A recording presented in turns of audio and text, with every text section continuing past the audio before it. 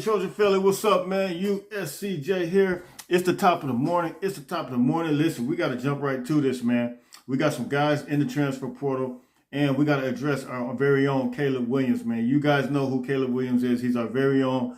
He's our quarterback, man. And, of course, you guys know he suffered an injury, but we got some conflicting reports, man. You guys know yesterday we had a live, and on my live, I addressed the fact that Caleb Williams mentioned that he might go ahead and play with that injury. You know, we've heard that he possibly it's a hamstring injury, and as a result, you've seen him limping all over the field during the game on Friday night against Utah. But reports came out that Caleb Williams was going to play. Now it appears we have some conflicting reports, but let's take a look at this. This one is from Sports Illustrated, and it says USC quarterback put any idea that he'll miss his final game to bed Sunday when he said that I'm gonna play in the Cotton Bowl. But then it says after, let me move down. It says, but when talking to the Los Angeles Times on Sunday, he said he will play through an injury and face Tulane. Whether the Trojans will hold him out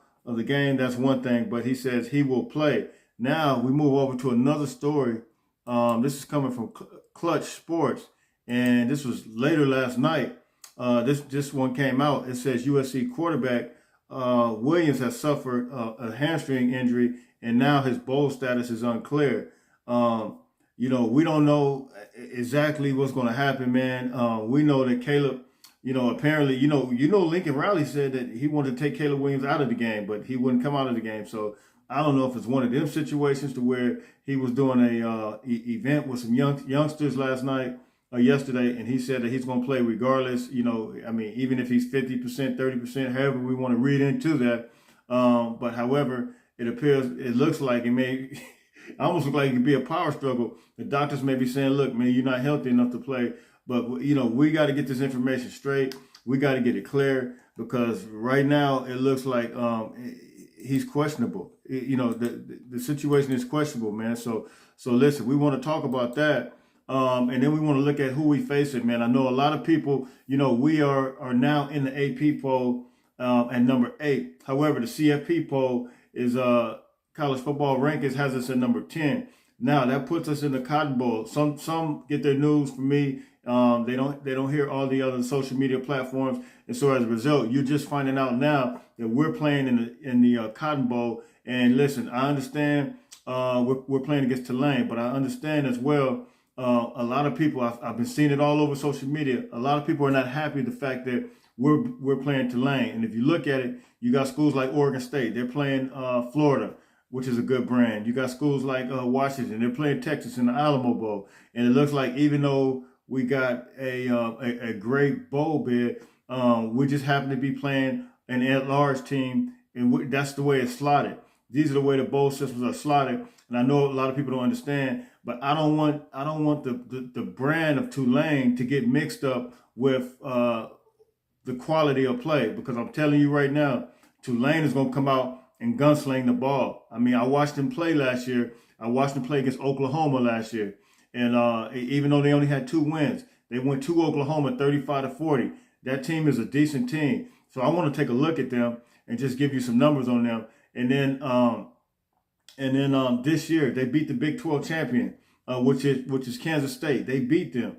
And so we can't take it for granted. And yes, it's not as appealing to as other schools, but this is a team that can outright play. And if we're not careful, USC can get lost in the sauce. And we don't want to get lost in the sauce playing against Tulane. We want to be able to be focused. We want our quarterback back, number one. But then number two, we want to be focused and understand that this is a real opponent. This is an opponent who can be dangerous at times if we're not careful. And we got to go out there and fire on all cylinders, man. This is the way the bowl bid is slotted. we kind of got the deal, the raw deal as it relates to that. I get it, but we cannot get lost in the sauce when you're talking about Tulane, because they are a good football team. So listen, man, let's take a look, just real briefly. Let's take a look at some of Tulane. This is the Tulane quarterback, Michael Pratt. And look, I'm gonna do a review, but I just want to give us some brief little numbers real quick. This is him right here, man. This is who we facing. This is the guy who's been slinging the ball all against Kansas State, against different teams that he's been playing this year. He's a junior, 6'2", 210, Boca Raton, Florida. And you look at his stats here for the season. He's pretty respectable numbers. He's put up some good numbers. 2,776 yards. 25 TDs. Those yards are good for 41st in the country. TDs 18th in the country, and then interceptions, 5 interceptions. So he's not just overly crazy with the ball. Of course, yeah, we face a lot of quarterbacks. Jaden Delores, we faced a lot of guys this year. DTR, but we can just add him on to the list right here as another QB that we face. So his INTs are tied for 21st, and then his QBR is going to be 66.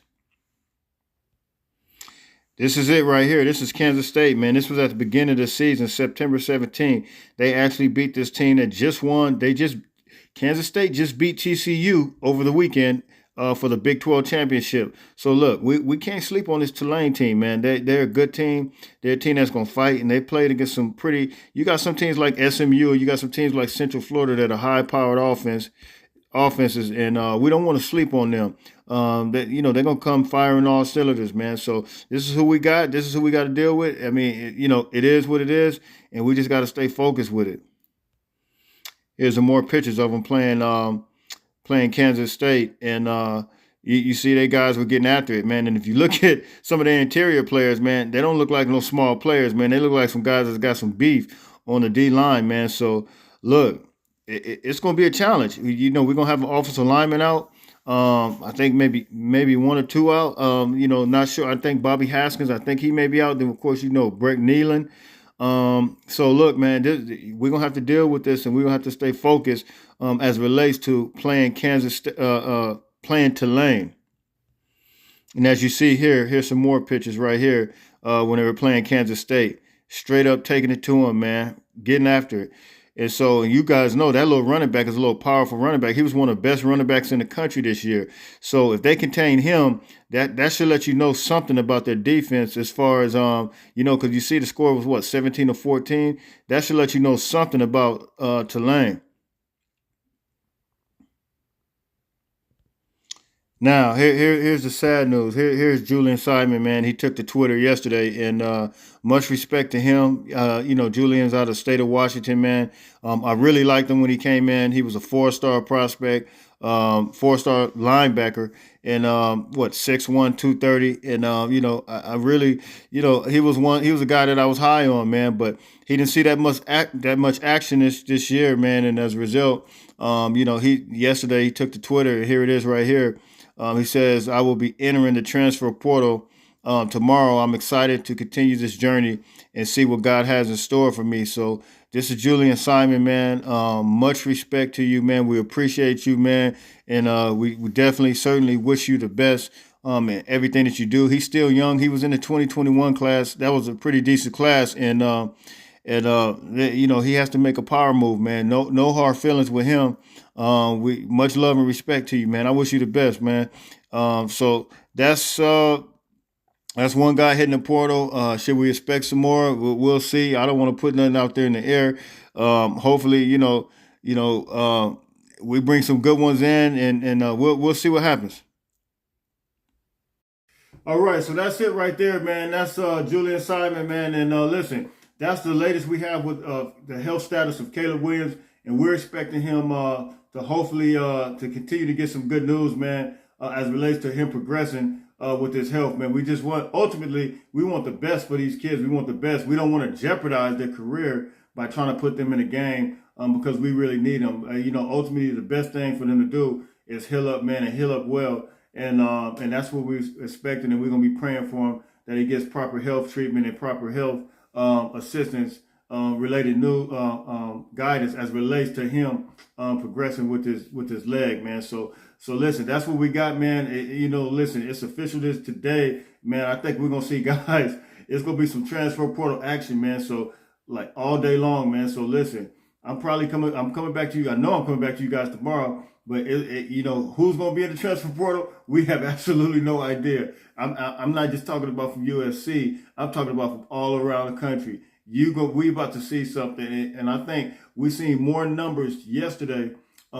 These guys that were coming in than we've ever seen before. So listen, you guys hit me in the comment section. Let me know what you think, man. Like, share, subscribe. USCJ32 on Instagram. USCJ32 on Twitter. Listen, until tomorrow, everybody continue to stay blessed and fight on, fight on, fight on.